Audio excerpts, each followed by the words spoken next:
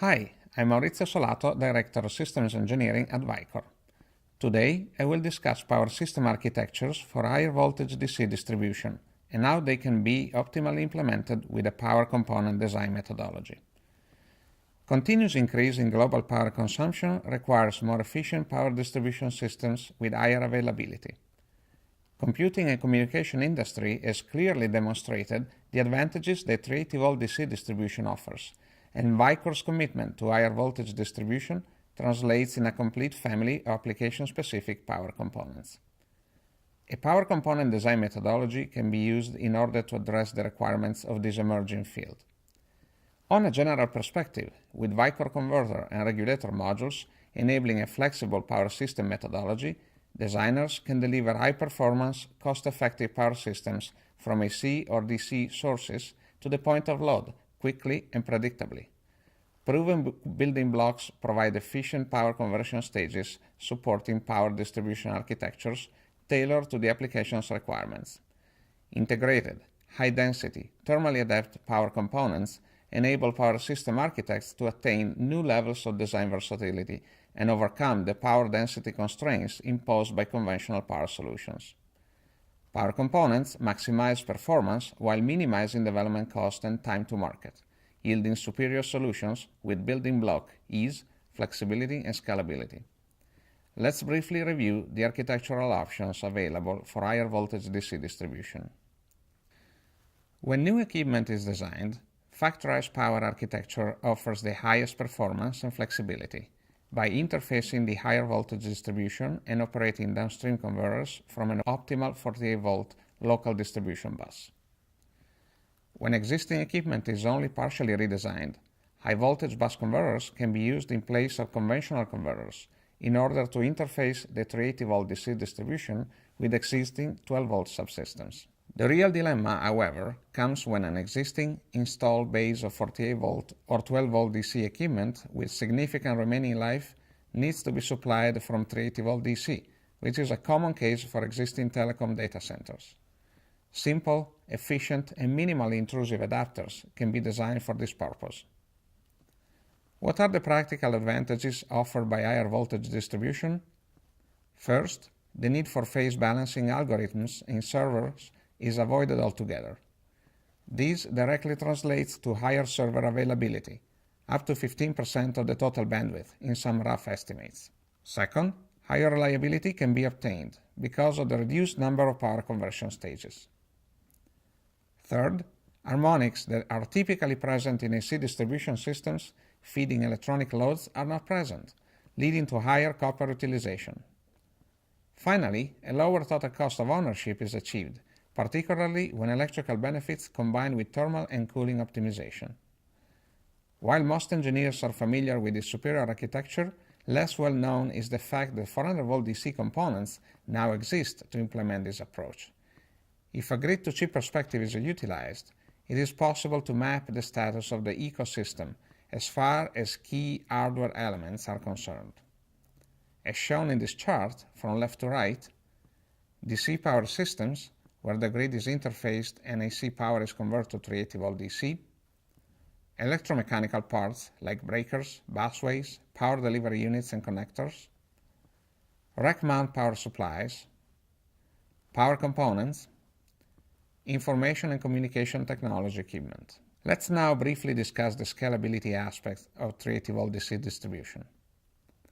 While new facilities are built with higher voltage DC, operators have the option to expand existing facilities by upgrading the distribution system to 380-volt DC and adopting local, granular, lower voltage distribution systems for legacy equipment, for example at 48-volt. Various options are shown where a DC-to-DC adapter can be located in order to provide a suitable interface. High-density power components can be fit within existing parts, like, for example, the cable drop box, or rack mount units, like, for example, one-use shelves. The 380-volt DC adapter can fit in many physical locations. However, each location has specific requirements and provides different system advantages. Three main characteristics are analyzed for each location: the subsystem supplied by the adapter, if a qualified operator is required in configuring the rack equipment and the impact on system availability. Adapters located close to the busway can supply a complete rack at 48 volt and maintain configuration flexibility. However, adapters that supply individual rack elements can provide redundancy at the expense of a qualified operator managing the physical system configuration. Now, let's briefly analyze 5 power component topologies that enable dense, efficient, and cost-effective adapters. 2 isolated bus converters are shown, with 260 to 400 volt input voltage range. With a turn ratio of 32:1 and 8:1 respectively, they can effectively interface a 380 volt DC bus to standard 12 and 48 volt local distribution systems. Here, 3 different non-isolated regulators are shown. A 0 voltage switching boost, 8 volt minimum input, 55 volt maximum output. A 0 voltage switching buck, 55 volt maximum input, 8 volt minimum output.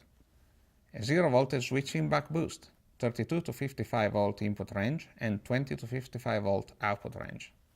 These power components can be configured as shown in this matrix in order to power a wide range of common 12 volt and 48 volt loads from a variety of higher voltage DC sources. It is interesting to notice that the need for regulators can be limited to cases in which source and load are highly mismatched in terms of allowed voltage range. For example, a tightly regulated 384 volt distribution bus can effectively supply any 12 volt or 48 volt load with a simple and efficient K1/32 or K1/8 bus converter. To better explain the matching criteria for the power chain architecture, let's define the distribution ratio as the following.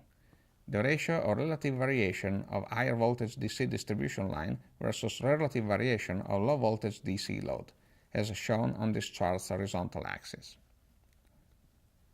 For tight distribution ratios up to 0.8, only bus converters are needed. For distribution ratios between 0.8 and 3, an equalizer boost stage needs to be added, defined as a boost regulator that is bypassed most of the time, enters on only if the supply line falls below acceptable limits, typically during battery operations. For distribution ratios between 3 and 5, depending on specific cases, a boost equalizer or an active buck boost regulator may be needed. For distribution ratios above 5, an active buck boost regulator is necessary. For each of these solutions, power conversion peak efficiency and power components density ranges are provided. It is obviously in the best interest of system designers to minimize the distribution ratio in order to achieve the highest possible performance in electrical, thermal, and cost aspects. For example, this is a 1.2 kilowatt fully isolated bus converter in a self-cooled cell configuration. Input voltage range is 260 to 400 volt. Output voltage range is 8 to 12.5 volt. Steady-state output power is 1.2 kilowatt with inlet air temperature of 70 C, and peak efficiency exceeds 97%.